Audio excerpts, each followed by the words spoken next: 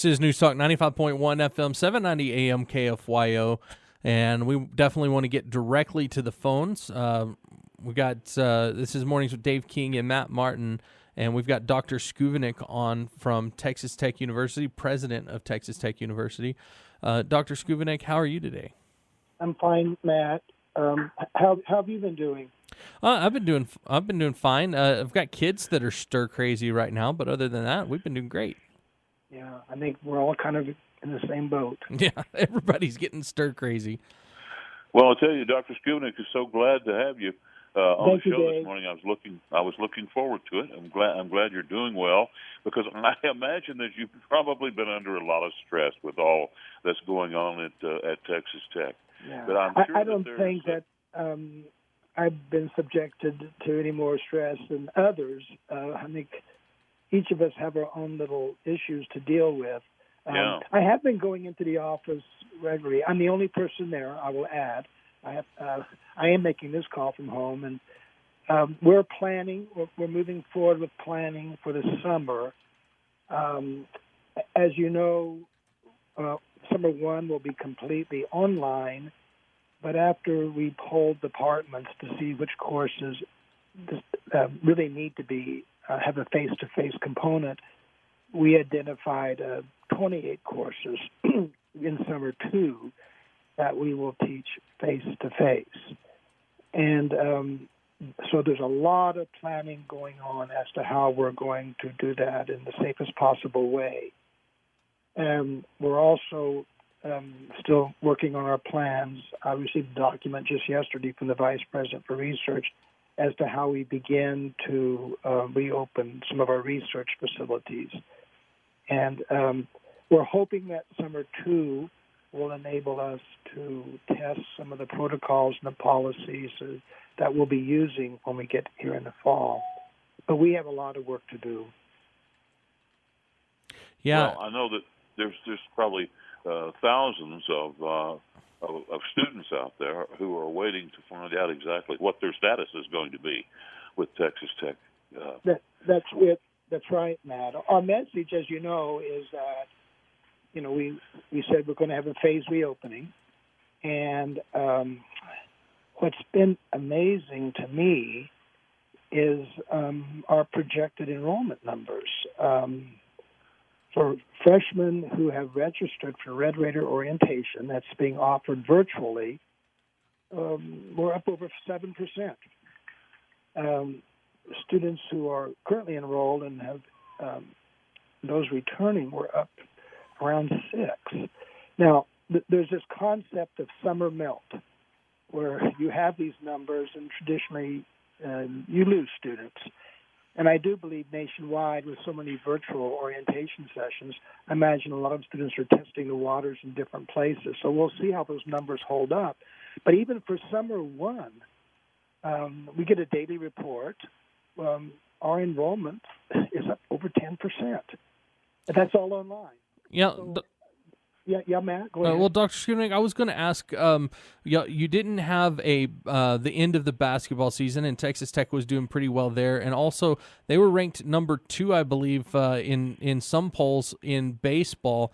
Do you think that the lack of, media attention from those sports that could have done really well for Texas Tech has hurt the enrollment at all? No, well, it hasn't, Matt. I mean, as I was just saying, our enrollment numbers are projecting to be very strong. And so I don't think the lack of media attention to those events has had a negative impact. I think it does reflect the fact that a lot of students and apparently their families are comfortable with the idea that they'll be more engaged on the campus. And we all hear the same things every day about what the reopening may mean, but we're moving forward with the intent to have a larger presence on campus. So I don't think the lack of events in the spring had a negative impact. It hasn't. I think, if anything, it's only really, and I've said this many times, displayed how people want to return to normalcy. Yeah. So they miss it. Lubbock has had really good numbers lately, especially with their newest numbers on coronavirus. Does that seem to bode well for Texas Tech being able to open and things maybe not changing as much as people were worried? Well, that's good news. We agree, but we also have to keep in mind that students will be coming from many, many other places. And I have heard from correspondents to people in the community that there is some concern that, will these students change the situation you just alluded to, where our numbers are encouraging? Will an influx of new students create a possible problem? And I don't think we're able to say. Again, right now, Matt and Dave, there's so much fluidity in this planning, and we do have about 3 months. And I think all we can do is continue to plan, and we have a lot of work to do, as I've said before. If we have to teach our classes in smaller groups, how are we doing that? Those are things we work on every day. Do y'all have a doctor or a group of doctors, medical doctors, that the system is talking to decide how to open up in the safest way? Yeah, we have a system-wide conference call Monday, Wednesday, and Friday, and on that call you'll have Dr. Ted Mitchell, Dr. Rick Lang, president of HSC El Paso, and Dr. Lori Rice Spearman, who is a HSC here in Lubbock. So we share a lot of information. Of course, they, as the medical experts, provide a lot of insight. We share our plans for reopening, and so we get a lot of input from them. Joe Heppert has been very much involved in working with the BSL-3, which is a CDC Sentinel, was designated as a CDC Sentinel lab out the Reach Technology Center. And so he has a lot of conversations with people who have expertise in these matters. And but I think we all have to recognize that there's a lot of differing opinions of how this is going to continue to unfold. Well, and having Dr. Mitchell as the chancellor of Texas Tech University System has to help as well. He's been over the HSC and also has a lot of experience in the medical field. Absolutely. And that point's been made before, and it's a very valid one. So we're fortunate to have two medical schools in the system, and that gives us a lot of different insight. All right. We're going to take a quick break. We'll be back with Dr. Schovanec, and this is Mornings with Dave King and Matt Martin. This is News Talk 95.1 FM, 790 AM KFYO, and we've got Dr. Schovanec, president of Texas Tech University, on the phone. And if you want to send us a text, you may have a question for him. Send us a text at 806-680-2790. Dr. Schovanec, I think what most people want to know, is there any more news on the football season? I think that's the big thing that everybody's wondering. Yeah, and I basically give the same answer, which is no. A lot of decisions still to be made. We have a board meeting tomorrow, and the focus of the meeting with our Board of Regents will be budget, but also Kirby Hocutt will be addressing the board in executive session, and he will be laying out some of the options that are being considered. And this is really nothing too new. I think we haven't yet decided on what will be the date that student athletes will be allowed to come back and practice. I was visiting with Kirby a couple days ago about testing of the football players and the associated staff. Just to do that test, it's going to run you between $15,000 and $20,000. Now, and how often will you do it? You need to do it fairly frequently. And so that's like an essential part of the logistics of bringing the student athletes together that needs to be done.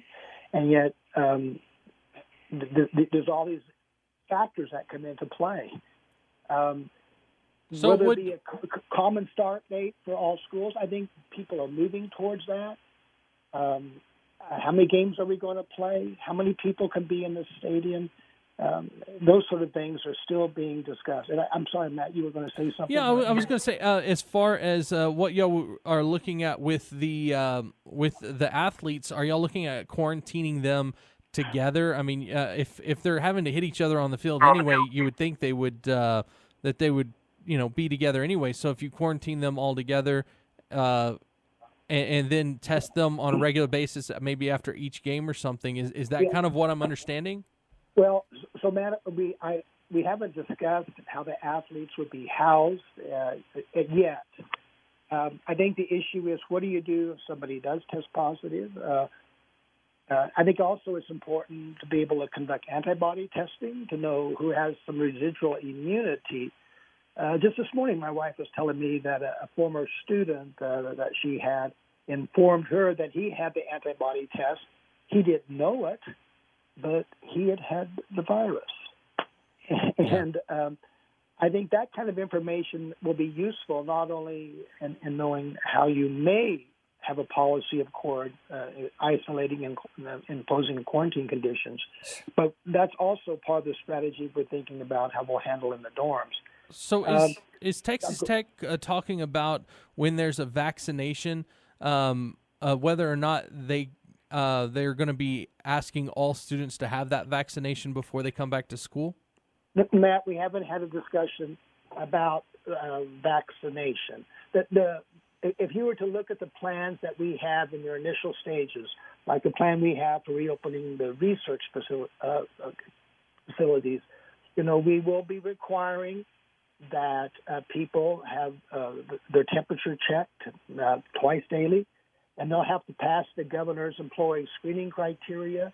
We're going to have sites on campus where people can get that kind of screening done.